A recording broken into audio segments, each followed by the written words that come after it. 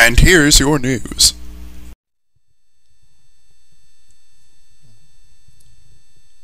Good evening.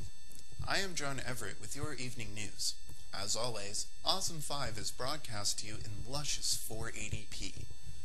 You can almost smell the future. That's just my microwave pizza.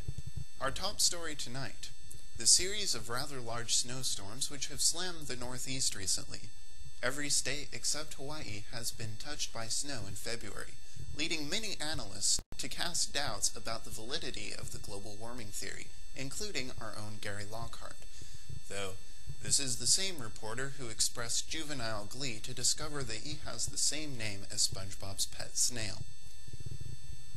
Gary is currently en route to Blacksburg, Virginia to cover this newsworthy event, rather than, say, talking about the recent failed coup in Turkey and its future ramifications on the democracy. We're going to talk about snow.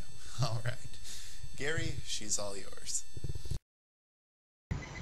They say that snow news is good news, but not even Snowstradamus could have predicted this. It may be hard to buck this trend. Will you stop with the puns? John, don't interrupt me. Now the pictures won't make any sense. Are you a terrible comedian or a journalist? I'm a mixture of the two. Right, a terrible journalist. Continue. So many people say this disproves global warming, and I thought so too until I spoke to the man you're about to see. His testimony makes this theory hard to swallow. Okay, so you told me you wanted to ask the questions, right? I believe that would be better for all parties involved, yes. Hello,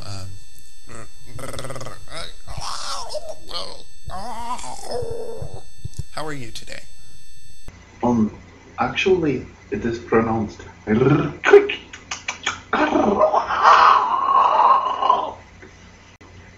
Ah, so the X is silent. May I call you by your first name instead? Certainly. Alright, Ted. Now, where exactly are you from? It's difficult to place your accent. Barbados, man. Alrighty, Ted from Barbados. Now, you say that global warming is definitely still in vogue? Yes, sir. Why, I've lived in Bridgetown my entire life, and I have never seen a flake of snow. I agree. I think this interview was a stupid idea, but the network told me it would be good for ratings. So, is it possible that the snowstorm could reach Barbados if given time? Well, actually it is possible in theory, but all of America would have to be blanketed in snow, and not just the Northeast. But isn't it very possible that this could indeed happen? After all, didn't the Ice Age start with a cooling trend? I agree with John's teleprompter. The world is coming to an end, do you hear me? An icy, frosty end. Silly Americans. What do you think this is, Indigo Prophecy? Where did you say you were from again, Ted? But couldn't the snow get to your home if given enough time? Only time will tell.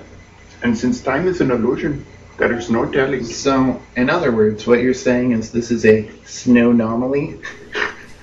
I'd fire you if I could. Well, Ted, thank you for your time. Good luck on that test today. Crap, that was today? I gotta go. Well, there you have it, folks. The snow is already starting to melt, and you can see patches of grass, so I guess I just managed to kill a few minutes of reporting time. Well, oh, by the way, John, the snow made a pipe in my basement burst and flooded it, so I'm gonna have to crash at your place for a few weeks. Kill me now. Reporting live from Blacksburg, Virginia, this is Gary Lockhart. Back to you in the studio. Thanks, Gary. No problemo. Now it's time for the return of our most popular segment, Cheers and Jeers. First, cheers to the American education system for being awesome. In the 18th century, a man named John Law was, against all good reason, put in charge of the French banking system. He devised a program known as subprime lending. This practice failed miserably and cast most of Europe into an economic recession.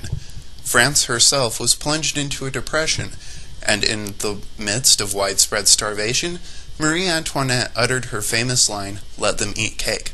The rest is history. Luckily, American education is so awesome that our elected officials were able to see the housing bubble coming and put a stop to it before... Okay. I'm being told that we're currently recovering from a global economic meltdown caused by the failure of subprime lending. My bad. Moving on. Cheers to Ellen Nordegren for choosing to divorce Tiger Woods. Am I doing celebrity interest stories now? I'll get it, John. Thank you. Cheers, Ellen. That's not how it's done. You're supposed to stay married to the cheater so you have him by the throat for the rest of your life. For example... Hey, honey, have you seen my new tie?